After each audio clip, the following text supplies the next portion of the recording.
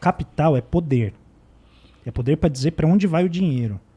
E o dinheiro pode ir para gerar emprego, ou ele pode ir para o banco e ficar crescendo sem gerar nenhum emprego. Ele pode ir para um cientista inovar, e ele pode ir para especular numa bolsa qualquer. Sim. Então, quando você tem uma propriedade cujo propósito está sendo guiado pelo interesse coletivo, o resultado é diferente de quando a propriedade está sendo guiada para atender exclusivamente a propósitos individuais, que podem se confundir com o público. Você pode ter bilionário que investe em coisa que gera resultado para as pessoas, gera emprego e assim por diante. Mas você vai ter bilionário que vai pegar esse dinheiro e vai, por exemplo, entesourar, vai comprar ouro, vai comprar... Aí vira um problema. Tá. Então o problema é o uso social da propriedade. A Então, maneira como a propriedade gera resultado para a sociedade. Vamos dizer que eu tenha no banco 10 milhões de reais. É nada, bicho. Não, calma. Não, mas ele que está começando de baixo. Calma. Tá. Vamos dizer que Está eu começando tenha... pequeno, ele está começando Vamos modesto. dizer que eu, pessoa física, tenho 10 milhões de reais e quero investir... eu invisto na bolsa numa empresa que cria empregos, etc, etc, etc. Eu tô sendo um arrombado? Se você o quê? Se você investe? Tá sendo um filho da puta, Acho que não? a pergunta fundamental é, aonde você arrumou 10 milhões de reais? No Flow. Você arrumou como pessoa física no Flow? É. Eu acho que é importante pensar que qualquer pessoa que viva da renda dessa forma, né, que viva desse jeito, significa que você está contribuindo com o processo de financiarização do sistema. Mas acho que é importante Mas, também... mas essa empresa que eu investi, ela precisava desses 10 milhões de reais para expandir e contratar mais gente. Então, é que essa empresa que você disse que está ganhando esse investimento para fazer essa expansão, Uhum. é preciso a gente analisar qual que é o papel social que ela está cumprindo e quais são as práticas que ela tem.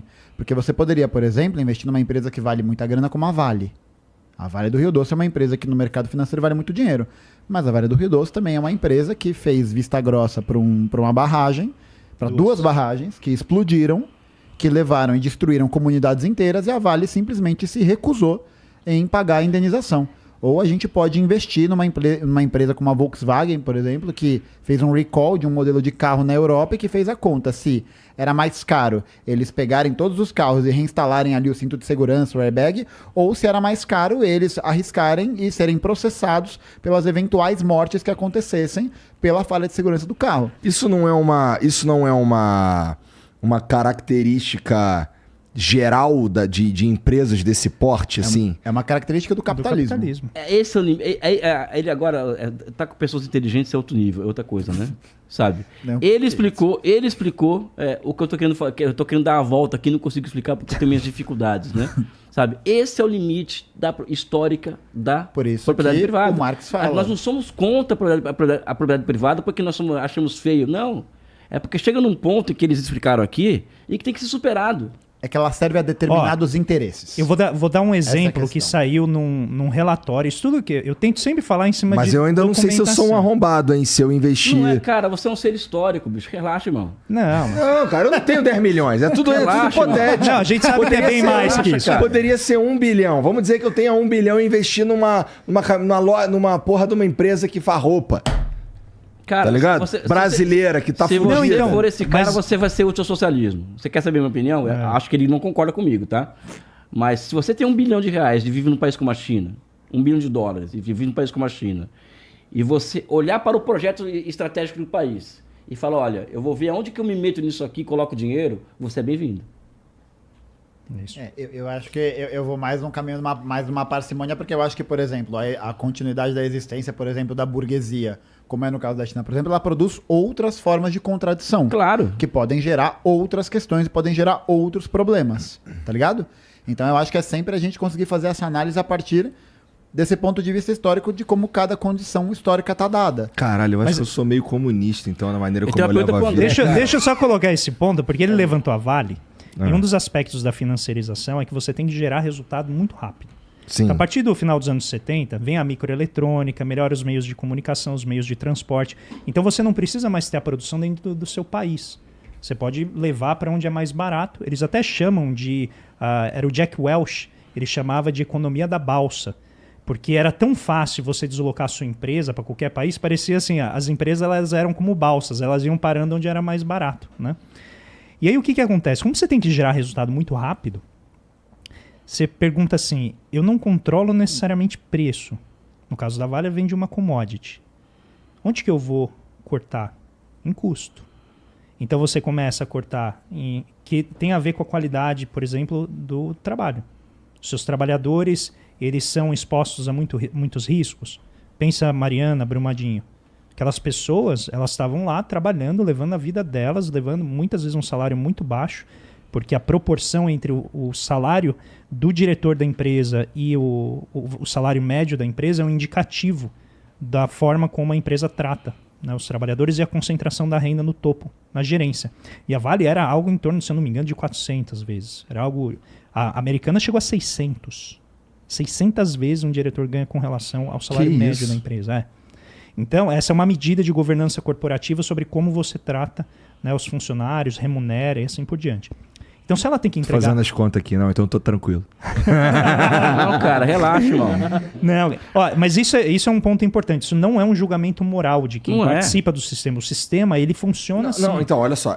Só pra ficar claro aqui. Eu em nenhum momento tô me fazendo de vítima ou me colocando numa posição... Mas a gente... Eu tô me usando... Eu tô só na sua pele, velho. Não, meu amigo, assim, se você andasse comigo, você ia entender a minha vibe e ia ver que, assim, eu pareço mais com você do que você pensa.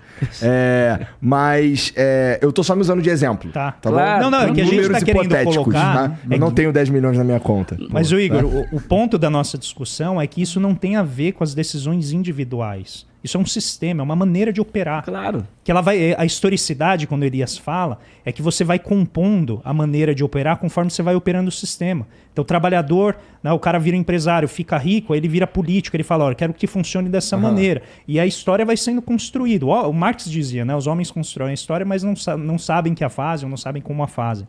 É um processo espontâneo. Aí voltando para a Vale, ela vai cortando gasto com segurança, ela vai cortando gasto com o engenheiro que faz, por exemplo, o mapeamento geológico da barragem. Ela vai cortando onde ela pode para gerar o resultado rapidamente e dizer para o mercado, tá vendo? Deixa o dinheiro aqui em mim e compra mais. Porque subindo o valor da ação, sobe o valor de mercado dela, ela chega no banco bonitona e fala, olha, aumentou o tamanho da minha empresa, então você pode me dar mais crédito para eu investir mais. Aí você vai olhar onde ela está investindo. Ela está investindo, por exemplo, em ou título de dívida pública ou, por exemplo, em derivativos, especulação. Foi o que aconteceu com a Sadia e a...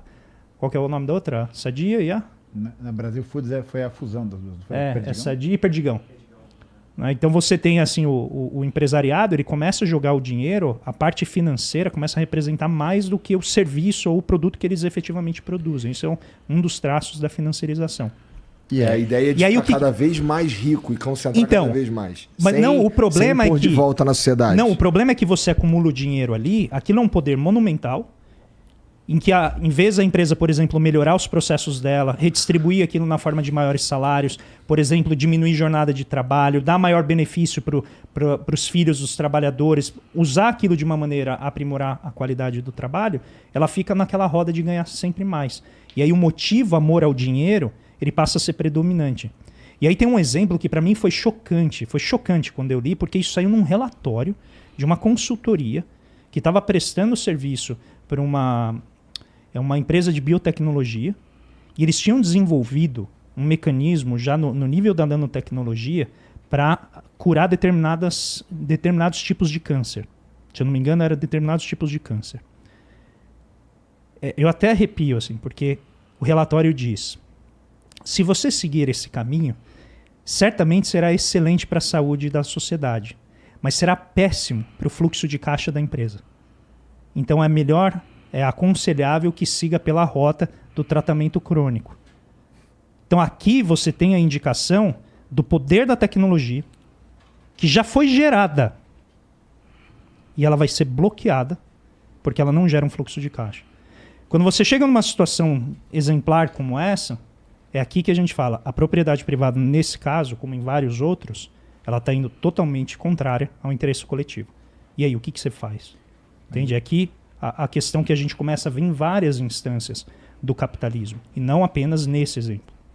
É pensar que a propriedade privada, nesse sentido, ela está sob o controle de uma determinada classe social. E essa classe social obteve essa propriedade através da violência, através da expropriação, através da morte. Tá ligado? Então a gente tem Por exemplo... Necessariamente, Gustavo? Necessariamente. Porque exploração do trabalho nesse nível significa violência, significa privar a pessoa de ter dignidade. Então, enquanto os industriais americanos, estadunidenses, europeus estavam lá ganhando suas fortunas, desfilando nos seus castelos com a aristocracia, as famílias dos proletários morriam de fome, morriam de difteria, de diarreia, em bairros operários.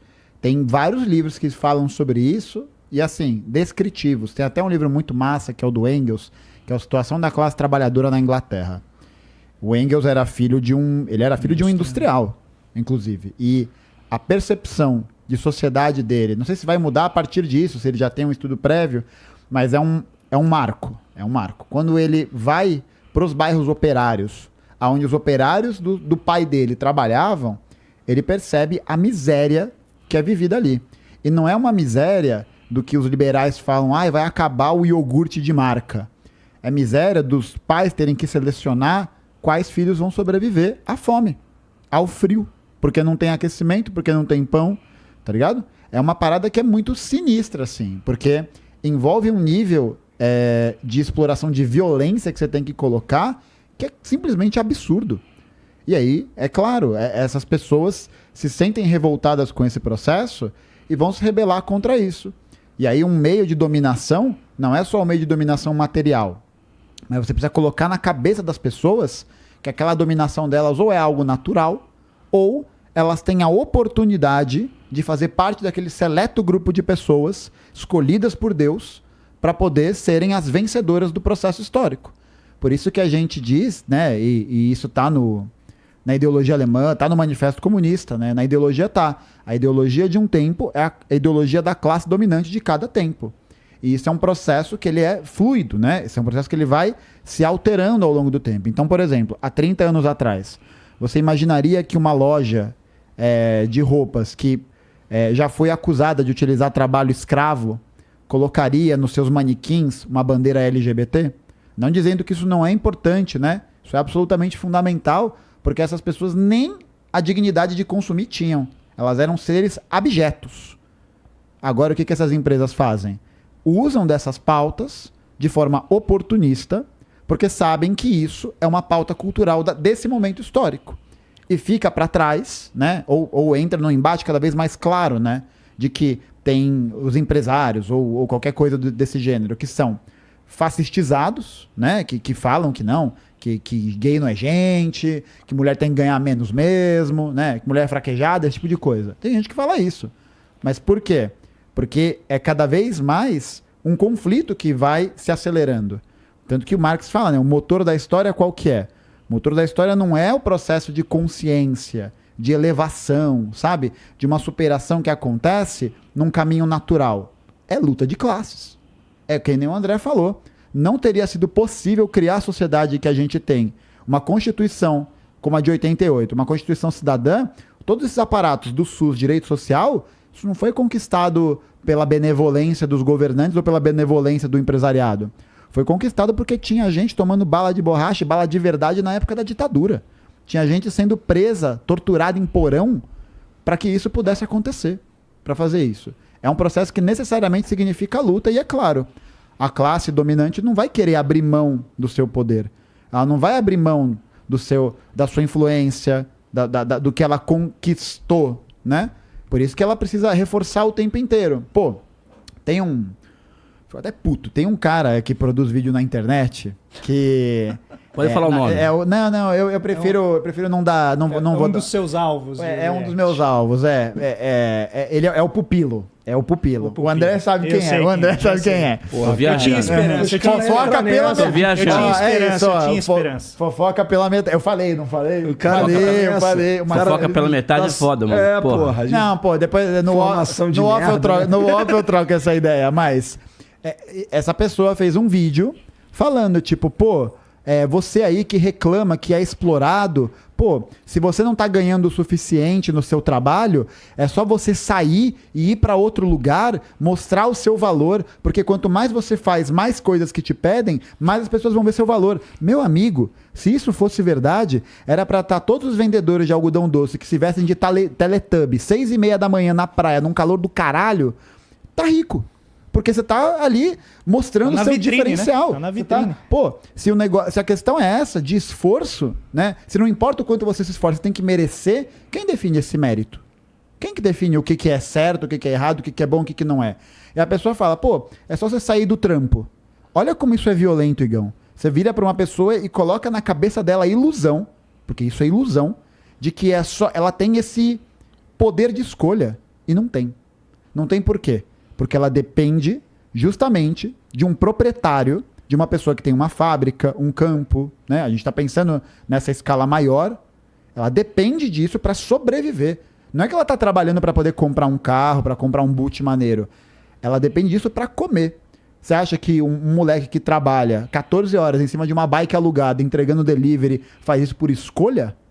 São vários que são arrimos de família. É gente que tem que deixar de estudar, de viver e, sabe, de curtir a vida, de experienciar uma outra coisa que não seja só o trabalho. Mas por outro